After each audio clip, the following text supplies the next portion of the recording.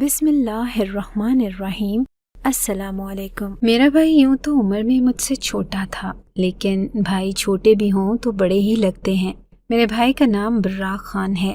وہ ہمارے پورے علاقے کا سب سے خوبصورت نوجوان تھا۔ ویسے تو ہم جیسے علاقے میں رہتے تھے، یہاں پر زیادہ تر مرد بہت ہی زیادہ خوبصورت تھے اور عورتیں بھی، لیکن اس کا ایک الگ ہی مقام تھا۔ سب لوگ کہتے تھے کہ ہمارے پورے علاقے کا سب سے خوبصورت اور کڑیل جوان ہے۔ جب اس کی شادی کی بات آئی تو میری ماں کی ایک ہی شرط تھی کہ لڑکی بہت زیادہ خوبصورت ہونی چاہیے۔ ہر خوبصورت لڑکی ہمیں مل نہیں رہی تھی، کیونکہ ہمیں بہتر سے بہترین کی تلاش تھی۔ کچھ لڑکیاں ہمیں بہت پیاری لگی، لیکن وہ باقی معاملوں میں اچھی نہ تھیں۔ بالآخر ایک لڑکی ایسی مل گئی جو خوبصورت بھی تھی اور کم عمر بھی تھی اور پڑھی لکھی بھی تھی، لیکن تھوڑی سی غیر سنجیدہ لگ رہی تھی، کیونکہ اپنے گھر کی سب سے چھوٹی بیٹی تھی اور لاڈلی بھی تھی۔ لیکن ہم ان لوگوں میں سے نہ تھے کہ بہو کو نوکرانی بنا کے رکھیں۔ اگر وہاں کی لاڈلی تھی تو ہم نے بھی اسے لاڈلی بنا کے رکھنا تھا، کیونکہ میرا بھی ایک ہی بھائی تھا اور وہ بھی چھوٹا۔ اس لڑکی کا نام گل بانو تھا۔ ہم لوگوں نے رشتہ طے کر دیا اور شادی بھی ہو گئی، لیکن شادی سے پہلے گل بانو کی ماں نے ہمیں ایک عجیب سی بات بتائی۔ اس نے کہا کہ ہمارے گھر کی چھوٹی بیٹی ہے، اس لیے بہت زیادہ لاڈلی ہے۔ میں آپ لوگوں سے کوئی جھوٹ نہیں بولنا چاہتی، یہ تھوڑی سی عجیب سی ہے۔ ہم نے کہا کہ کیا مطلب؟ اور ہم تو اس بات پہ حیران ہوئے کہ ماں ہو کر اپنی بیٹی کے بارے میں کوئی ایسی بات کیسے کرتا ہے۔ اس نے کہا کہ بس غیر سنجیدہ ہے، کھانا بنانا نہیں آتا اس کو، گھرداری بھی نہیں آتی، اور اس کی شادی کی عمر بھی نہیں ہے، لیکن ہم لوگ شادی کروا رہے ہیں کیونکہ ہمیں لگتا ہے کہ شادی کر کے ہی اس کو عقل آئے گی۔ عجیب عجیب حرکتیں کرتی ہے، اچھل کود کرتی ہے، اللہ معاف کرے ایسی ویسی کوئی بات نہیں، لیکن اس نے سارے گھر کو تنگ کیا ہوا ہے۔ میری ماں اس بات پہ ہنسنے لگی اور اس نے کہا کہ کوئی بات نہیں، جب شادی ہوتی ہے تو بڑے بڑوں کی عقل ٹھکانے آ جاتی ہے۔ اس نے کہا کہ ہم چاہتے ہیں کہ آپ یہ بات اپنے بیٹے کو بتا دیں تاکہ وہ شروع میں ذرا اس کو اچھے طریقے سے ہینڈل کرے، ہاتھ ذرا ہلکا رکھے، بعد میں خود ہی ٹھیک ہو جائے گی۔ میری ماں نے کہا کہ آپ فکر نہیں کریں، میرا بیٹا بہت اچھا ہے، بہت ہی شائستہ اور نرم مزاج انسان ہے، آپ کی بیٹی کا بہت خیال رکھے گا۔ پھر بھی میں اس کو سمجھا دوں گی۔ ارے کوئی بات نہیں، بیٹیاں تو سب کی ایسی ہوتی ہیں۔ ہمیں کیا پتا تھا کہ جس کو ہم لوگ ساری زندگی لاڈ کرنے کے لیے لا رہے تھے، ہم زیادہ دیر اس کے لاڈ نہیں کر پائیں گے، کیونکہ جب شادی کی رات کے بعد صبح ہوئی اور کمرے کا دروازہ کھلا تو پتہ چلا کہ گل بانو اس دنیا میں نہ تھی، اور وہ اس دنیا میں کیوں نہیں تھی یہ بھی ہمیں صاف نظر آ گیا اور پتہ چل گیا تھا۔ ہم لوگ حیران رہ گئے، آخر اس کے پاس یہ چیز آئی کہاں سے؟ اور جب میرے بھائی نے کہا کہ میں نے اسے یہ چیز منہ دکھائی میں دی تھی تو ہم سب حیران رہ گئے، کیونکہ اب اس کی ایک چیز کی وجہ سے میرا بھائی شاید قانون کے ہتھے چڑھنے والا تھا۔ جب ہم لوگ لڑکی کے گھر رشتہ دیکھنے گئے تو ان کے گھر کے باہر ایک بڑا سا صحن تھا۔ پہاڑی گھر ویسے بھی بڑے بڑے ہوتے ہیں۔ اس صحن میں ایک پیاری سی خوبصورت سی لڑکی گلے میں دوپٹہ ڈالے اسٹاپو کھیل رہی تھی۔ ہمیں لگا کہ یہ لڑکی کی چھوٹی بہن ہے۔ میں نے اپنی ماں سے کہا کہ ویسے یہ زیادہ خوبصورت لگ رہی ہے، پتہ نہیں اس کی بہن کیسی ہوگی۔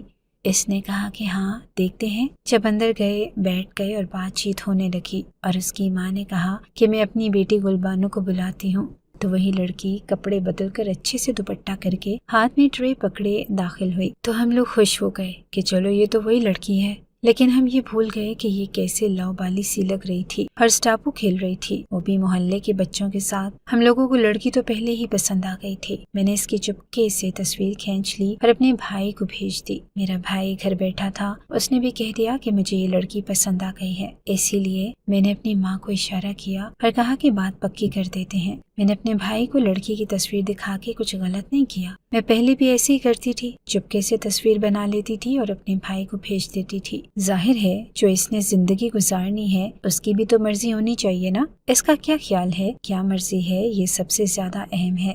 اس نے جب ہری جھنڈی دکھائی تو ہم لوگوں نے بھی بات پکی کر دی، لیکن جب واپس آ کر بتایا کہ وہ اس طرح کی حرکتیں کر رہی تھی اور اس نے شربت پکڑاتے ہوئے امی کے اوپر بھی گرا دیا اور پھر بعد میں ہنسنے بھی لگی، تو میرا بھائی بھی ہنس دیا۔ اس نے کہا کہ اگر ایسی ہے تو اچھی بات ہے، گھر میں رونق لگے گی۔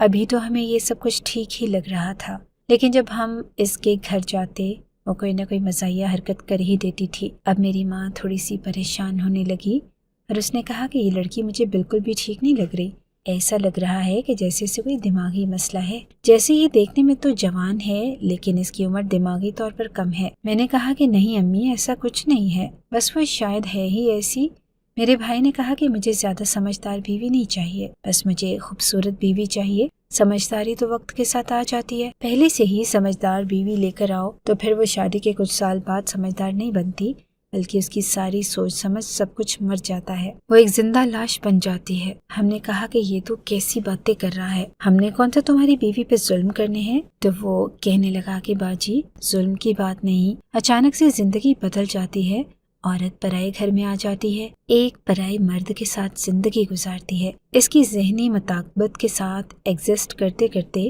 اس کے سامنے بہت سے اس طرح کے ماحول اور واقعات آتے ہیں کہ جس کے بارے میں اس نے کبھی سوچا بھی نہیں ہوتا، اور پھر 1 سال میں ہی بچہ ہو جائے تو ویسے ہی عقل ٹھکانے آ جاتی ہے۔ ایسے میں عورت کی شادی کے شروع کے 3-4 سال بڑے مشکل ہوتے ہیں، اور اس میں اس کی یا تو شخصیت بدل جاتی ہے اور یا پھر وہ ہار مان جاتی ہے۔ میں نے اپنے بھائی کو 2 پل دیکھا اور حیران ہو کے پوچھا کہ تمہیں اس کے بارے میں اتنی باریک بینی سے کیسے پتا ہے؟ تو کہنے لگا کہ میں نے عورت کی نفسیات پر ایک کتاب پڑھی تھی، اس کے اندر یہ سب کچھ لکھا تھا۔ میری ماں نے کہا کہ چلو اچھا ہے تم نے کتاب پہلے ہی پڑھ لی، شاید تم اس کو سنبھال ہی لوگے۔ میں نے کہا کہ وہ کتاب اپنے بہنوئی کو بھی دے دو تاکہ ان کے علم میں بھی اضافہ ہو جائے۔ ہم اس بات پر ہنسنے لگے۔ بات شادی تک پہنچ گئی اور شادی ہو گئی۔ وہ دلہن بنی بیٹھی تھی اور ہنس رہی تھی۔ میں اس کے پاس گئی اور میں نے اسے کہا کہ گلبانو ہنسو نہیں، ہم لوگ اس بات کو اچھا نہیں سمجھتے ہیں۔ وہ کہنے لگے کہ باجی اگر میں ہنسوں گی نہیں تو میری تصویریں بری آئیں گی۔ میں نے کہا کہ جب تصویریں بنانی ہوں گی تو تب میں تمہیں بتا دوں گی، ابھی تو سر جھکا کے سنجیدہ ہو کے بیٹھ جاؤ۔ ایسے بہت سے معاملات تھے جس میں مجھے اسے باقاعدہ طور پر سنبھالنا پڑا، سمجھانا پڑا، نہیں تو وہ ہم سب کو شرمندہ کرواتی۔ کھانا کھاتے ہوئے بھی ایسے منہ کھول کے کھانا کھا رہی تھی، میں اپنے بھائی کی طرف دیکھ رہی تھی، وہ تو خوش ہو رہا تھا، شاید وہ بہت ہی زیادہ حسن پرست آدمی تھا۔ جب شادی کی رات وہ اپنے کمرے میں جانے لگا تو میری ماں نے اور میں نے اسے وہ بات بتائی جو ہمیں گلبانو کی امی نے بتائی تھی، اور کہا تھا کہ اس کا ذرا خیال رکھنا۔ تو ہم نے اسے سب کچھ سمجھا دیا اور کہا کہ دیکھو اچھے طریقے سے پیش آنا، لڑکی تو میں تمہاری پسند کی لے دی ہے لیکن تھوڑی سی معصوم ہے اور لاڈلی قسم کی ہے، اس لیے کسی بات کا برا نہ منا لینا۔ کہیں تمہارے دوستوں نے مشورے تو نہیں دیے کہ جا کر بیوی کو روب میں لے لینا؟ دیکھو یہ روب میں آنے والوں میں سے بالکل بھی نہیں ہے، تم اسے روب دکھانے کی کوشش کرو گے وہ کچھ اور ہی سمجھ لے گی۔ میرے بھائی نے کہا کہ مجھے اگر کسی نے مشورے دیے بھی ہوں تو میں ایسے گھٹیا مشوروں کے کبھی بھی عمل نہیں کروں گا۔ میری بیوی ہے اور شروع کے دنوں میں مجھے اس سے روک جمانے کی ضرورت نہیں بلکہ اس کا دل جیتنے کی ضرورت ہے۔ جب میرا بھائی ایسی باتیں کرتا تھا تو میرا دل کرتا تھا کہ میں اس کی بلائیں لوں۔ میری ماں نے اس کی بہت اچھی تربیت کی تھی، اس نے ہم لوگوں کو یقین دلایا کہ آپ لوگ پریشان نہیں ہوں، ہم اپنی طرف سے ابھی تک بالکل ٹھیک اور مطمئن تھے۔ ہم لوگوں نے اپنی بھابھی کا بہت خیال کیا تھا، ابھی تک اس کا بہت خیال کر رہے تھے، آگے بھی کرنا تھا، لیکن میری ماں نے مجھے کہا کہ اب دعا کرو کہ تمہاری بھابھی کو عقل آ جائے، سب کچھ ایک ساتھ نہیں ملتا۔ جو لڑکیاں سمجھدار تھیں وہ خوبصورت نہ تھیں، کیونکہ سمجھداری عمر کے ساتھ آتی ہے۔ تمہارے بھائی کو کم عمر اور خوبصورت لڑکی چاہیے، اب دیکھو کیا ہوتا ہے۔ وہ کمرے میں چلا گیا اور ابھی آدھا گھنٹہ ہی گزرا تھا کہ وہ کچن میں کھڑا ہوا تھا۔ ہم لوگ اس کو دیکھ کے حیران رہ گئے۔ ہم نے کہا کہ تم یہاں پہ کیا کر رہے ہو؟ کمرے سے باہر کیوں آئے ہو گلبانو کو اکیلا چھوڑ کے؟ تمہارے کمرے میں پانی، دودھ، بسکٹ سب کچھ تو رکھا تھا ہم نے۔ تو کہنے لگا کہ ہاں وہ گلبانو کہہ رہی تھی کہ میں نے ٹھیک سے کھانا نہیں کھایا، اس کے لیے کھانا نکال رہا تھا۔ مجھے لگا کہ آپ اور امی سو گئے ہوں گے کیونکہ شادی میں بہت تھک گئے تھے، اس لیے آپ لوگوں کو نہیں کہا۔ میں نے اپنا سر پکڑ لیا، میں نے کہا کہ امی تو واقعی سو گئی ہیں لیکن میں بھی جاگ رہی ہوں، ہٹو میں گرم کر دیتی ہوں۔ جب میں سالن گرم کر رہی تھی تو میرے بھائی نے کہا کہ باجی وہ ایک بات ہے۔ میں نے کہا کہ جناب بولو کیا بات ہے؟ کہنے لگا کہ وہ کہہ رہی تھی کہ لیگ پیس کی بوٹی ضرور لے کر آنا۔ میرے بھائی نے یہ بات کی، میں نے اسے حیران ہو کر دیکھا اور ہم دونوں ہی ہنسنے لگے۔ میں نے کہا کہ بڑا برا پھنس گیا ہے تو، تیری بیوی کم اور بیٹی زیادہ بن جائے گی، بہت خیال رکھنا پڑے گا۔ وہ کہنے لگا کہ ابھی تو میری شادی ہوئی ہے، آپ ابھی سے اس کو میری بیٹی نہ بنائیں، کہیں نکاح ہی نہ ٹوٹ جائے۔ ہم دونوں ہی ہنس رہے تھے۔ میں نے سالن گرم کیا، نان گرم کیے، بریانی بھی گرم کی، ساتھ رائتا اور دیگر لوازمات رکھے اور ٹرے سجا کے اپنے بھائی کو دے دی اور کہا کہ یہ لو، جب میری شادی ہوئی تھی تو مجھے بھی رات کے وقت بھوک لگ گئی تھی لیکن میرے شوہر نے مجھے کہا تھا کہ جا کر سو جاؤ۔ میں نے کہا کہ میں کیوں کہوں کہ میں بڑا کوئی اچھا شوہر ہوں، قسم سے باجی میں نے بھی اس کو یہی کہا कि तुम सो जाओ, सुबह खा लेना। वैसे भी सुबह होने में ज्यादा वक्त नहीं है। लेकिन इसने तो जिद करना शुरू कर दिया और रोना भी शुरू कर दिया। कहने लगी कि मुझे भूख लगी है, भूख से मेरे मैदे में दर्द हो रहा है। मैंने कहा कि फिर तो तुमने ठीक ही किया। खैर, मैंने फिर से भाई को इसके कमरे में भेज दिया और मैं अपने कमरे में आ गई। अभी मैं कमरे में बैठी थी और मैंने सुबह से अब अपना फोन पकड़ा था। मेरे फोन पे बहुत सारे मैसेजेस आए हुए थे। मेरा शौहर बाहर के मुल्क होता था, इसलिए मैं उसे घर में रहती थी। इसके भी मैसेजेस थे, मुबारकबाद दे रहा था। कुछ और लोगों के भी थे, कुछ ऐसे लोग भी थे जो पैसे मांग रहे थे। लेकिन एक ऐसे नंबर से मैसेज आया जो नंबर मेरे फोन में सेव ना था और डीपी के ऊपर तो किसी औरत की तस्वीर बनी हुई थी। पता नहीं अब ये कौन थी। इसने 5 मिनट का वॉइस मैसेज भेजा हुआ था। पहले मैंने मैसेज किया कि आप कौन, और उसके बाद वॉइस मैसेज सुना। और जब मैंने वॉइस मैसेज सुना तो मैं हैरान रह गई। जैसे जैसे मैं इसकी बात सुनती जा रही थी वैसे वैसे मैं हैरान हो रही थी। इसका मतलब कि हमारे घर पे बहुत बड़ी मुसीबत नाचने लगी थी। जो कुछ बुरा होना था वो हो चुका था। अब मैं अपने भाई के कमरे में कैसे जाती? वैसे बात तो ऐसी थी कि मैं सीधी ही उसके कमरे में चली जाती और उसको बता देती कि तुम्हारे साथ बहुत बड़ा धोखा हुआ है। लेकिन मेरे तो हाथ पांव फूल गए और मैं जा नहीं पाई। सोचा कि सुबह बता दूंगी और अल्लाह से दुआ करने लगी कि ऐसा वैसा कोई मामला ना हुआ हो। लेकिन मैंने जो ये बात सुनी थी, मेरे कदमों के नीचे से जमीन निकल गई। अगर मेरी माँ को पता चलता तो शायद मेरी माँ की तबीयत ही खराब हो जाती। और मेरा भाई जो बेचारा इतना खुश था, उसकी खुशियों को तो नजर लग गई। सच कहते हैं, खुशियों को नजर लग जाती है। मेरे भाई के साथ जो हुआ था वो इस बात की जिंदा मिसाल थी। और मैं इस लड़की के बारे में सोच रही थी कि वो देखने में तो ऐसी नहीं लगती थी। मुझे मैसेज करने वाली औरत ने अपना तारुफ भी बताया हुआ था, अपना नाम भी, और ये भी बताया कि वो कहाँ रहती है। उसने कुछ भी छुपाया न था। उसने कहा कि काश कि मैं आप लोगों को ये सब कुछ पहले बताती तो आपका भाई बच जाता। लेकिन अब बहुत देर हो गई है। अभी भी वक्त अपने भाई को बचा ले। सुबह होने में 2-3 घंटे ही थे। सुबह हुई तो मैं दरवाजे पर दस्तक दे के वहाँ से हट गई। मेरा भाई दरवाज़ा खोल के बाहर आ गया।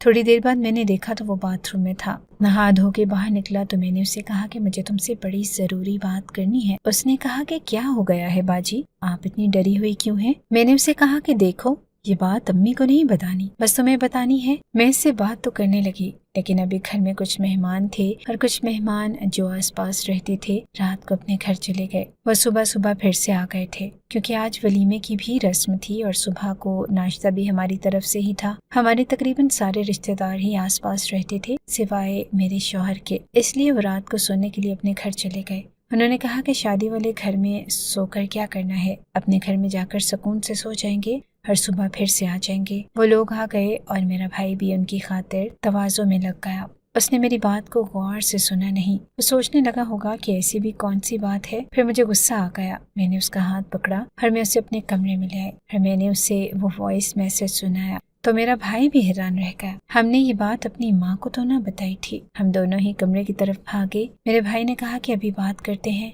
लेकिन सामने का मंजर देख के हैरान हो गए, क्योंकि गुलबानो इस दुनिया में ना थी और उसके पास एक हथियार पड़ा हुआ था जो उसकी मौत की वजह बना था। मैंने कहा कि ये यहाँ पर कैसे आया? मैं घबरा गई। हमें लगा शायद लगता है वो जिंदा थी, लेकिन इसको देख के पता चल रहा था कि अब वो इस दुनिया में नहीं थी। उसने कहा कि ये तो मैंने मुंह दिखाई में दिया था। मैंने कहा कि तुमने मुंह दिखाई में इसको ये हथियार दिया था? वो कहने लगा कि आपको पता नहीं है, हमारे इलाके की रस्म का लड़की को मुंह दिखाई में हथियार दिया जाता है और उसे ये बताया जाता है कि आज से इसकी हिफाजत करने वाला उसकी जिंदगी में आ गया है और अगर वो इसकी जिंदगी में ना रहे तो वो इसका इस्तेमाल करके अपनी हिफाजत करे। हम तो पठान लोग हैं ना, बहादुर कौम है, इसीलिए इसी तरह की चीज तोहफे में दी जाती है। मैंने कहा कि हाँ देते हैं तोहफे में, पर उन लोगों को जो समझदार होते हैं। तुमने अपनी इस बेवकूफ और पागल बीवी को ये हथियार दे दिया और उसने न जाने क्या हरकत की कि अब ये इस दुनिया में नहीं है। साफ पता चल रहा था कि शायद वो इसको चलाने की कोशिश कर रही थी और गलती से इसके साथ हादसा हो गया। लेकिन ये बात कौन मानता? पुलिस वाले तो यही कहते, क्योंकि ये सब कुछ हमारे घर में हुआ है। हमारे यहाँ रस्म थी कि जब लड़की की शादी होती तो उसके कमरे में घर में जितने भी हिफाजत के हथियार होते वो सारे रख दिए जाते, इसको ये बताने के लिए कि अब इसे डरने की जरूरत नहीं है। लेकिन गुलबानो की माँ ने जब हमें इसके बारे में बताया तो हमने ये रस्म करने के बारे में न सोचा कि कहीं कोई अनहोनी न हो जाए, پر میرے بھائی نے بھی اس کو وہی چیز گفٹ میں دے دی اپنی طرف سے اس رسم کو نبھانے کے لیے، اور آج اس رسم کی وجہ سے ہمارا گھر برباد ہو گیا تھا۔ اس وائس میسج میں یہ تھا کہ گلبانو اپنے ہوش و حواس میں نہ تھی۔ اس کی عمر 17 سال نہیں تھی جو کہ اس کے گھر والوں نے بتائی تھی، بلکہ اس کی عمر 26 سال تھی۔ وہ دبلی پتلی تھی اس لیے پتہ نہیں چلتا تھا۔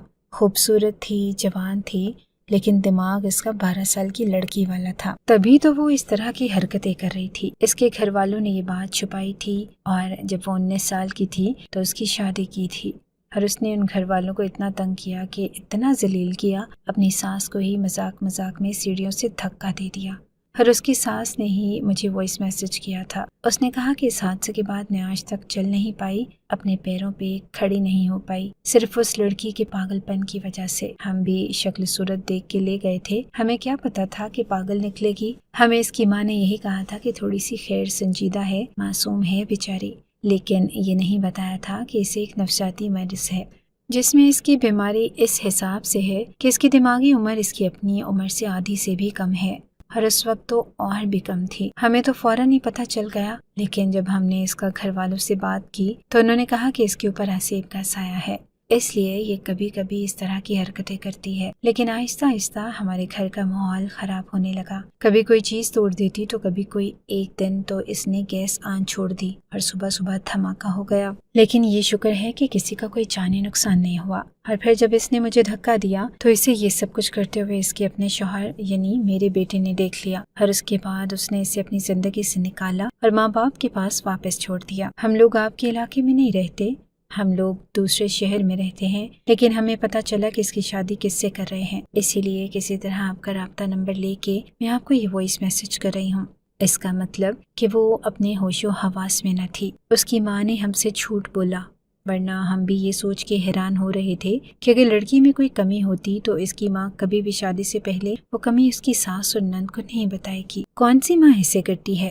اگر لڑکی کو کھانا بنانا نہیں آتا تو ماں جھوٹ بول دیتی ہے اور کہتی ہے کہ نہیں اس کو کھانا بنانا آتا ہے، اور یہاں پر وہ خود کہہ رہی تھی کہ تھوڑی سی غیر سنجیدہ ہے، معصوم ہے، لاڈلی ہے، تاکہ وہ بعد میں یہ کہہ سکتی کہ ہماری بیٹی تو معصوم اور لاڈلی سی تھی۔ اصل میں ان کی بیٹی نفسیاتی مریضہ تھی اور پاگل تھی، اس کا دماغ بچوں والا تھا، اور میرے بھائی نے اس کے پاس ہتھیار رکھ دیا۔ ایک بچے کے پاس ہتھیار رکھتے ہیں تو وہ اس کے ساتھ کیا کرے گا؟ ظاہر ہے اس کے ساتھ چھیڑ چھاڑ کرے گا، اور اسی کا پتہ بھی نہیں ہوگا کہ اس کا رخ کس طرف کرنا ہے، اور اس کے بعد شاید وہ اس دنیا سے چلی گئی۔ لیکن اب یہ اتنی بڑی کہانی پولیس والوں کو اور اس کے گھر والوں کو کون سمجھاتا؟ جب ان کو یہ بات پتہ چلی تو ظاہر ہے ان کے لیے دکھ تو بہت بڑا تھا، لیکن انہوں نے سارا الزام ہم پہ ہی ڈال دیا۔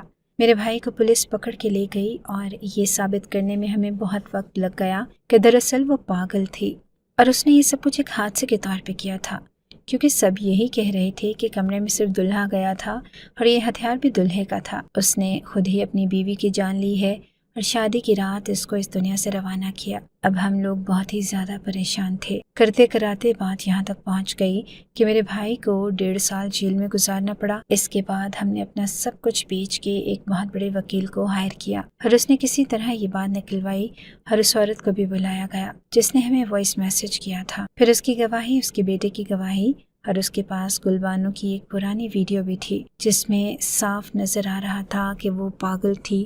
وہ اسے ڈاکٹر کے پاس بھی لے گئے تھے، اور ڈاکٹر نے بھی یہ بات حتمی طور پہ کہہ دی تھی کہ یہ لڑکی نارمل نہیں ہے۔ ان کے پاس رپورٹس بھی تھیں۔ ہمارا کیس ابھی بھی کچا تھا، لیکن کرتے کراتے ہم لوگ کسی طرح کامیاب ہو ہی گئے، کیونکہ ان لوگوں نے ہمارا بہت ساتھ دیا۔ میرے بھائی کی زندگی کا 1.5 سال ضائع ہوا، ہماری بدنامی ہوئی، لوگوں نے ہم پر باتیں کی۔ لوگ تو ابھی بھی یہی کہتے ہیں کہ مری نہیں، اس لڑکی کی جان لی گئی ہے، وہ تو بیچاری بہت معصوم تھی، اور اس کی وجہ سے ہی یہ سب کچھ ہوا ہے۔ بالآخر میں نے اپنے شوہر سے مشورہ کیا اور اپنے بھائی کو باہر کے ملک بھیج دیا، کیونکہ میرا شوہر اب واپس آ رہا تھا، اس کا کام ہو چکا تھا۔ اس نے اپنی جگہ پہ میرے بھائی کو بھیج دیا، وہ وہیں پہ رہتا ہے، اور ہم اسے کہتے ہیں کہ وہیں پہ کسی سے شادی کر لے۔ اس حادثے نے میری ماں پہ بھی بہت برا اثر چھوڑا، وہ بھی بہت بیمار ہو گئی، لیکن ابھی پہلے سے بہتر ہے۔ اب آپ لوگ مجھے یہ بتائیں کہ کیا اس طرح سے ماں باپ کا جھوٹ بولنا اور اپنی پاگل بیٹی کی شادی کر دینا مناسب ہے؟ یہ تو وہی بات ہوئی کہ اس معاشرے میں پاگل بیٹیوں کی شادیاں ہوتی ہیں یہ کہہ کے کہ شادی ہو جائے گی تو ٹھیک ہو جائے گی، لیکن یہاں پہ تو لڑکی ہی پاگل نکلی۔ اگر شوہر کماتا ہو، پاگل ہو یا منموجی ٹائپ کا ہو، फिर भी इसे संभाल देती है। लेकिन इस तरह के केस को संभालना कोई आसान काम तो नहीं है। वो खुद ही अपनी जान ले बैठी। अभी तो अल्लाह का शुक्र है कि कहीं इसने गलती से हमारे भाई की जान नहीं ले ली, वरना फिर क्या करते। अभी भी हमारे इलाके में ये कहानी इसी तरह से मशहूर है। मैं लोगों के दिमाग से इस कहानी को नहीं निकाल सकती, लेकिन मुझे किसी ने मशवरा दिया कि कुछ ऐसे प्लेटफॉर्म हैं जहाँ पे सच्ची कहानियाँ भेजी जाती हैं और हजारों लाखों लोग इनको पढ़ते हैं।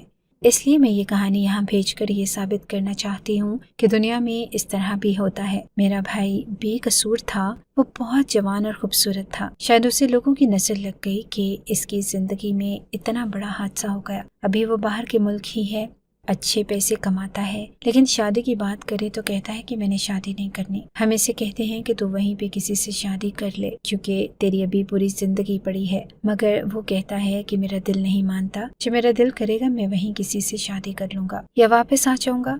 बस यही कहना चाहती हूँ कि इस दुनिया में कुछ भी हो सकता है। हमें किसी को बेकसूरवार ठहराने से पहले पूरे मामले की जड़ तक जाना चाहिए, क्योंकि कभी कभी आंखों देखा भी चोर होता है। हमें तो उस वक्त ही समझ आना चाहिए था जब उसकी माँ ने हमें पहले से बुला के कहा था कि मेरी बेटी थोड़ी सी गैर संजीदा सी है, वरना कोई भी माँ इस तरह नहीं कहती, वो भी शादी से कुछ दिन पहले।